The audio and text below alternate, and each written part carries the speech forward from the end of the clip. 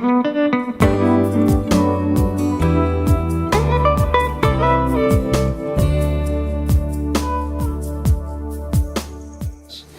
was down at one of the shows, probably at they have a show every Saturday morning down at Magnolia and Adams, where many people come in the morning. It's just a place to get together and shoot the breeze about the car.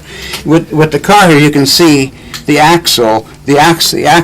springs go right through the axle, and I had them beefed up so that the axle is strengthened. It's like a double axle up to there, and I had to do that because the original axle, when you put a lift on it, it would bend, but now it doesn't bend, and you can lift it up with a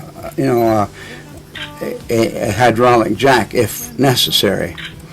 But that was all redone. But everything on the car was all handmade. The grill was handmade, and then the grill shell was handmade. The fenders were all handmade, and all four fenders were handmade and hand designed by myself, and the body, and the whole works. The Wally Parks Hot Rod Museum. Wally Parks was the man who started the National Hot Rod Association, and he also went across the country and set up the drag strips, making them legal, and rather than kids racing on the streets. And I was at the museum one time at a cruise-in, and I happened to meet his son, and his son and I become quite good friends, and he's got me to take the car around many places, and this is another one. This is also down at the cruise-in at Magnolia. They call it the donut shop, where everybody gets donuts and coffee and shoots the breeze about their car. Well, since this picture was taken, I have redone the wheel covers in a color to match the upholstery, and I made these little headrests which are specifically for race cars, but this was supposed to be a very racy looking car, so I made the headrests for it, and I used to put these on the car. This car is an original Dragon creation, designed and built by owner, myself, all aluminum and steel and birch hardwood, not a kit car. Yeah, that's not a kit car. And we had the car to a place over on at Mile Square Park just recently, and this was they took the car as we were coming in or leaving. I'm not sure which it was, and I needed a hood ornament, and so, loving dragons and ladies, I made this out of wax and then had it cast in silver. And because I didn't like where I would have to put the bolt to hold it onto the grill, I made another one out of aluminum, which from here down is just a swoop form, but is very similar, which is on the car, which you can take a picture of when we get out there. We'll hold that out for a second.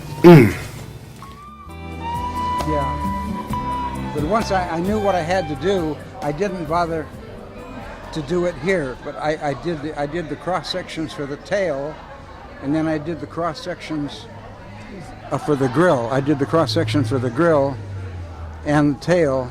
I've got a whole slug of drawings at home. These are just a few that were that you actually brought with you? that were actually used. But then, see, from this drawing, I went to the full size, and I even went to the full size on the fenders too. But That's when you finished? yeah. That's very good. How old was I? I was only 6 years old.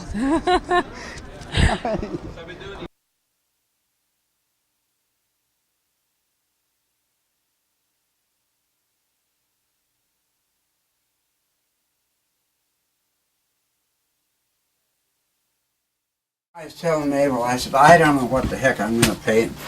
And she said, well, why don't you paint a picture of us in our car going to visit a dragon, the real dragon. And so there's the Lady Dragon. I haven't finished it. Traveling up the road to the dragon's castle, and there's the dragon come down to say hello. That again is a painting. It isn't finished. I work on a number of paintings at the same time, unless as those other ones I showed you, which were complete within the time frame that I worked on them.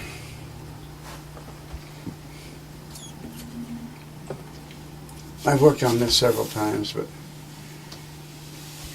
added that as a comfort addition, which isn't exactly stock, so to speak, as far as the cars that were actually built.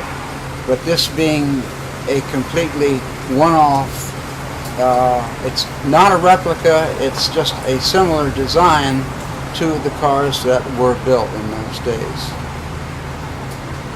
And everything is original. There's the only piece like it. This was made to fit the windshield, and the windshield is a bronze casting from an original, but I altered it considerably to fit this cowling and the rest of the car.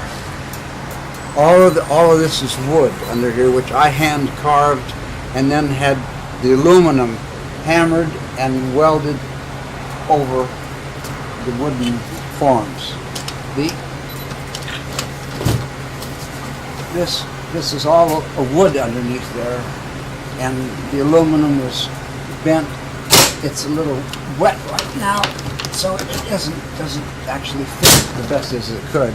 But these fittings for the doors, that's all aluminum. This was routed out of the hardwood, and then welded in, and then formed each side of the door. And it seems to work pretty good. It looks great. The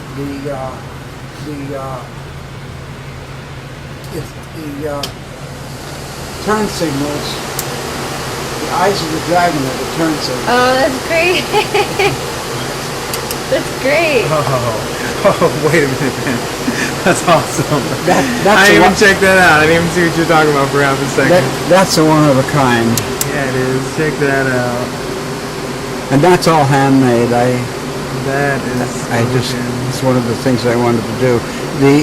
The emblems here I carved in wax and then had them cast in stainless steel. This I carved in wax and had it cast in stainless. But this I carved myself. This is wood which I carved. How many years did this take you to make? Well, I started in 1986 and it ran in 1995, and I've been working on it ever since. You know, I've been bringing it up to date. I've had to replace both windshields twice, because the man that made this for me when he welded it, he didn't seal it off, and when it got wet, the iron in there swelled and cracked the glass. Oh. And I had to completely redo this piece so that it fit the windshield once it was on the car. And it was a matter of juggling all these little fittings around. Well, good job. An excellent job. Thank you very much.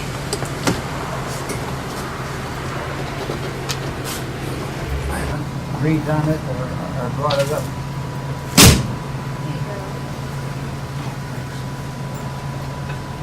This is amazing. You set it out and you did it.